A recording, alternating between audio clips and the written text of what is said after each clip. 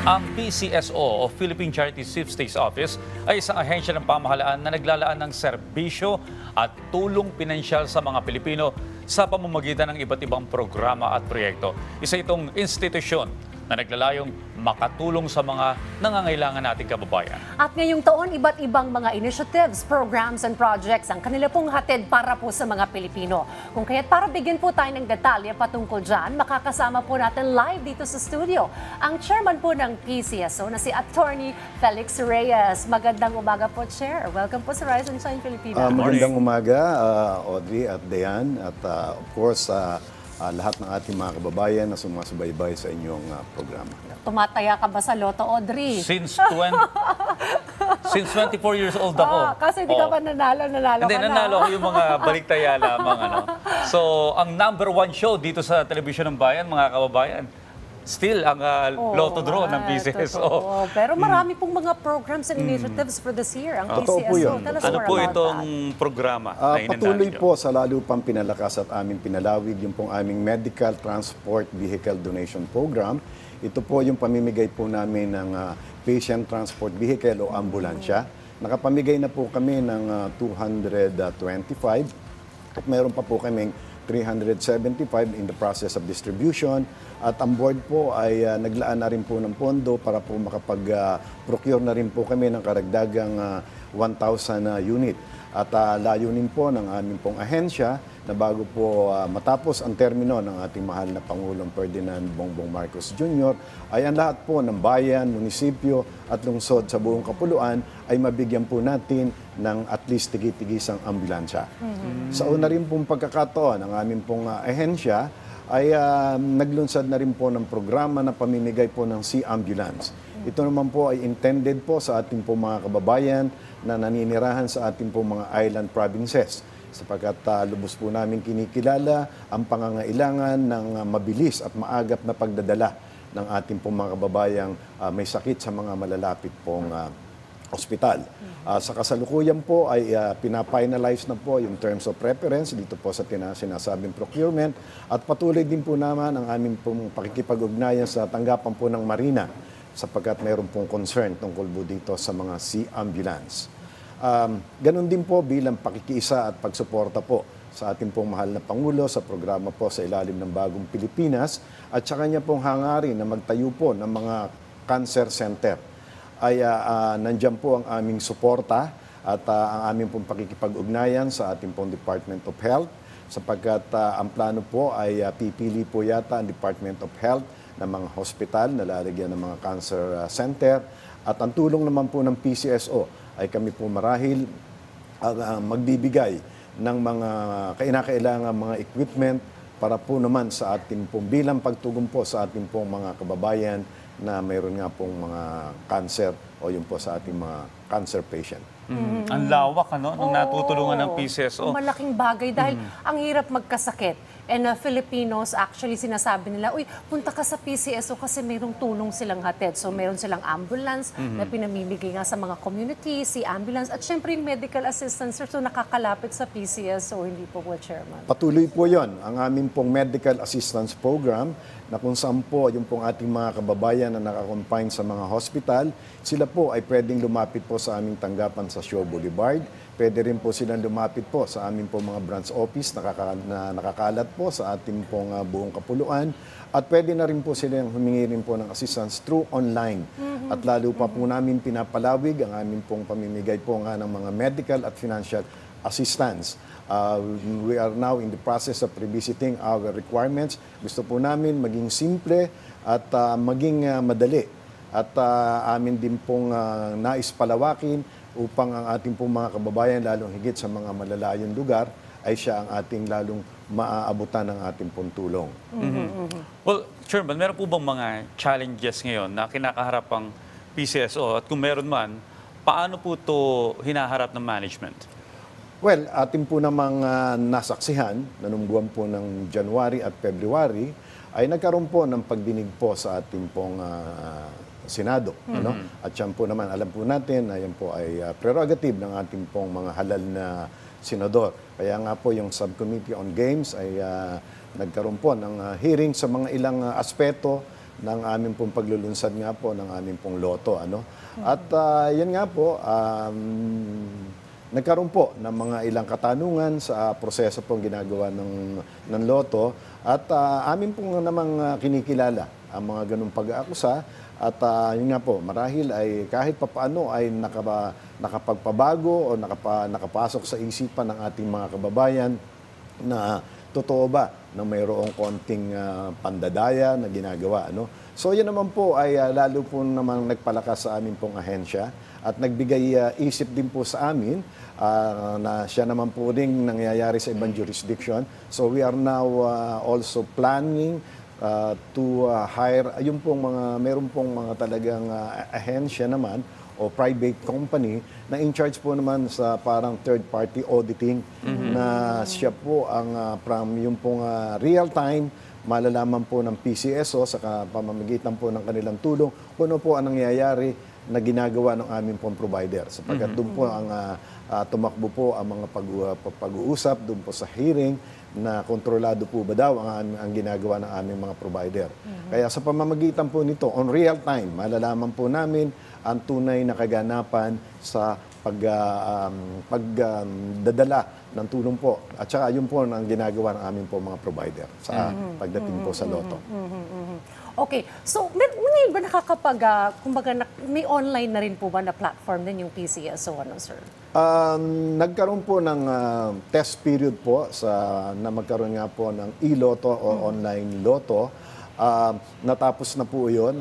Ngayon po ay amin pong ipagpapatuloy at nagkaroon lang po lamang kapasihan ng board na magkaroon po ng transition para po sa web application betting platform at gagawin po yata ng mobile application. At yan naman po namin ang aming hangarin na madagdagan po yung aming pong mga betting platform. Mayroon pong mga proponent na sa pamamagitan po ng POS o mga gadget ay makakataya na rin po. Meron din pong isang proponent na ilalagay daw po sa mga sari-sari store sa pamamagitan din po ng POS. Hangad po namin ang magdagdag po ng mga karagdagang betting platform at yun doon po mga bagong new games upang amin pong lubos na maitaas ang revenue po ng PCSO. Sapagkat sa pagtaas po ng revenue ng PCSO, ito po ay nangangahulugan na karagdagan din tulong sa ating pong mga kababayan na nangangailangan ng tulong buhat po sa aming ahensya. Well, advocate ako nito dahil lagi akong tumataya. Dayan, ano? So pag tumataya ka, nakakatulong ka rin sa iba. No? Yeah, yun ang dapat mong isipin. Pero minsan nga, kulang yung mga lotto outlets. Minsan, yung mga dadaanan mo, gahanap ka pa ng lotto outlets, wala. So, napaka-importante rin na meron ng online. So, may mga question po, no? Dahil may mga nagre-request, kagaya nung napag-usapan sa Senado no, na ipresenta yung mga lotto winners. Yung mga lotto winners po ba, talagang matapang din na humarap sa publiko or nagre-request din sila na itago yung kanilang pagkakakilanlan? Alam naman po natin na sa bawat tumatama sa aming loto at hindi naman po biro ang mga halaga ng kanilang napapanalunan, ay siyempre ang isa pong importanteng issue dyan ay yung security. Kaya nga po sila ay nakikiusap na kung maaari ay wag talaga silang ipakita yung kanilang buong katauhan. Ano? Pero siyempre, nire-require din po naman namin ng picture sapagkat ito po yata ay bahagi ng COA requirement. At yun nga po, nangyari din nga po na natakluban yung mukha pero nakilala naman po doon sa kanyang damit o sa kanyang kasuotan. Kaya nga po, mayroon pong nanalo na nakiusap na kung pwede rin daw ay baguhin yung kanya doon sa litrato, yung kanyang suot. At yun nga po ay naging issue rin po sa Senado. Pero ang amin pong hangarin ay maitago ang identity ng nanalo at yun naman po ang kahilingan.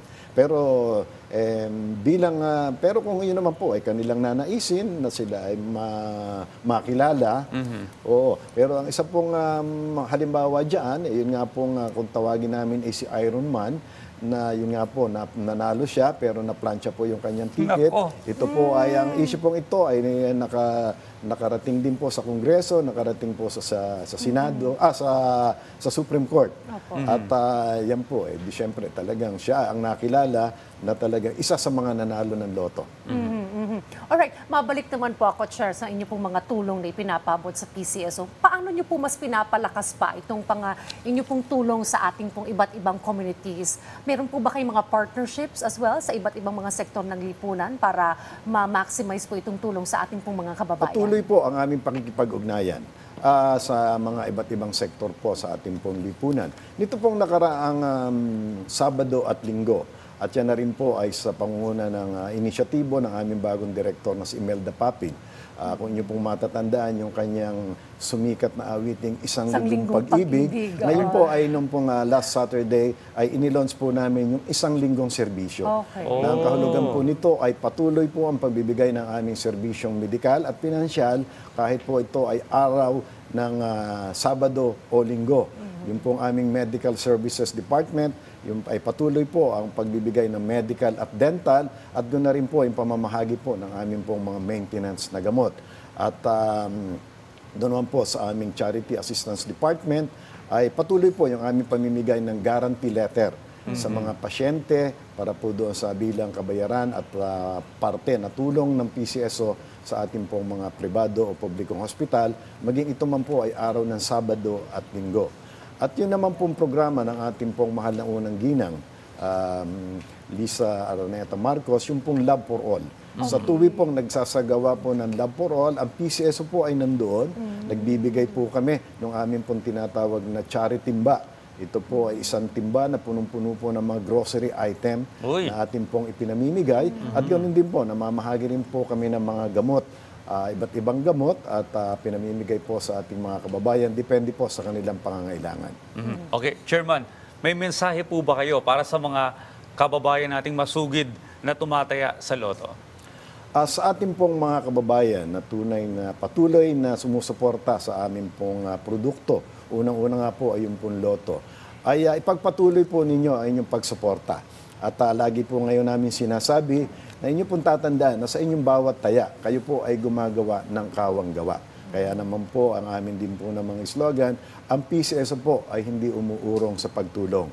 At bilang karagdagan na rin po at sa amin pong kagustuhan na magdagdag saya sa ating pong mga nangangarap na mga mananayang Pilipino, sa October 30 po, in celebration of our 90th anniversary, ay ilo-launch po namin yung Lotto Bilyonaryo na sa taya pong 100 pesos ay ang aming pong initial pot ay magsisimula po sa 1 billion pesos to be spreaded in 10 years. Pero meron po yung cash option at ito po ay maragdagan ang premyo sa tuwing ito po ay hindi matatamaan. Wow! Yun yung pot money. Ang 1 laki billion. nun. Baka matupad na yung pangarap kong maging bilyonaryo. Okay. Halimbawa, Chairman, kami ni Dayan tumaya. Nanalo kami, no? Nanalo kami. Malaking prize sa loto. Paano ba yung sistema? Paano po namin ito i-claim? Advance ka mag-isa pa. Naghahanda na ako. Claim it. Sinasabi nila claim it. Advance Paano po ba? Yung pong lalo kung malaki na po ang premyo, yan nga po ay di siyempre i-claim po yan sa amin na pong tanggapan. Meron pong proseso upang ma-validate kung kayo po ay tataya nga sa ating pong mga lotto outlet upang ma-validate ang inyong hawak na ticket. Kung ito pa naman po ay pong patuloy na amin pong mga ilunsad na yung pong online, meron din po naman proseso na kung paano to i-validate kung yung mga online bet. So, to clarify, sir, di ba ngayon parang milyon-milyon yung mga matataas na pwede mo panalon? Sa October 13, billions darating. Isa ng pong billion. bilyon ang Wow! initial Something to May look inflation. na forward, mapapanalunan. ha? Makataya nga Excited dyan. na tayo lahat oo. dyan, ha? Well, thank you so much, Chair, for joining us. Ito po sa Rise and Shine Pilipinas sa pagbigay po ng impormasyon patungkol po sa mga programa at proyekto ng PCSO. Thank you very much, retired Judge and PCSO Chair, Attorney Felix Reyes. Thank you po, Maraming Chair. salamat. Maraming salamat, Chairman.